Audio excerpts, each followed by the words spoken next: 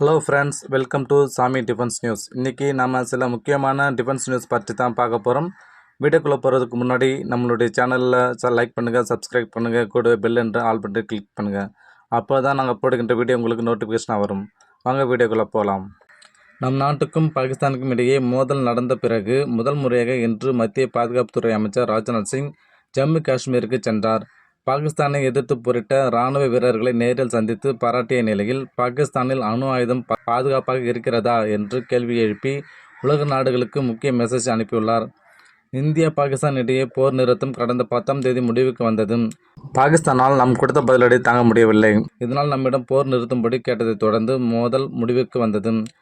இரு நாடுகள் இடையேயான போர் நிறுத்தம் கடந்த 10ஆம் தேதி அமலுக்கு வந்த நிலையில் 5 நாட்கள் கழித்து மத்திய பாதுகாப்புத்துறை அமைச்சர் இன்று ஜம்மு காஷ்மீர் சென்றார். ஜம்மு காஷ்மீரில் பாகிஸ்தான் இராணுவத்தை எதிர்த்து நாட்டுக்காக போராடிய இராணுவ வீரர்களை ராஜ்நாத் சிங் பாராட்டினார். இராணுவ வீரர்களுடன் கலந்துரையாடினார். அதன் பிறகு அவர்கள் இராணுவ வீரர்கள் மத்தியில் பேசினார்.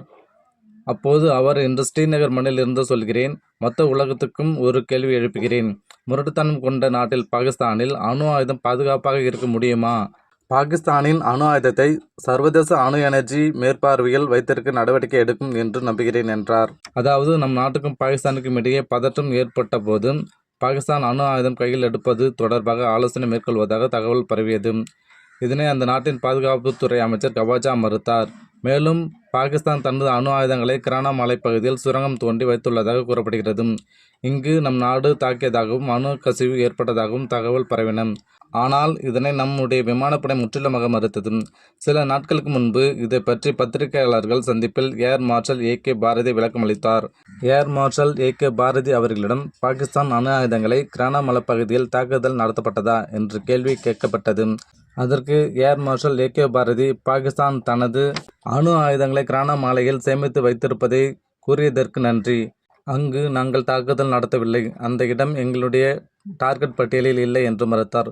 இருப்பினும் பாகிஸ்தானில் தற்போது நிலவும் சூழல், மோதல் போக்கு, அரசு இராணுவம் இடையேயான தனித்தனி செயல்பாடு உள்ளிட்டவற்றால் அணு ஆயுதம் பாகிஸ்தானில் இருப்பது பிரச்சனைக்குரிய ஒன்றாகத்தான் பார்க்கப்படுகிறது. இந்நிலையில்தான் ராஜ்நாத் சிங் பாகிஸ்தானின் அணு ஆயுத சர்வதேச அணு எனர்ஜி ஏஜென்சி கட்டுப்பாட்டில் எடுக்க வேண்டும் என்று கூறினார். இந்த ஏஜென்சி தான் அணு ஆயுதம் உள்ள நாடுகளை கண்காணித்து கூடுதல் அணு ஆயுத உற்பத்தியை தடுக்கும் பணியை மேற்கொண்டு வருகிறது என்பது குறிப்பிடத்தக்கது.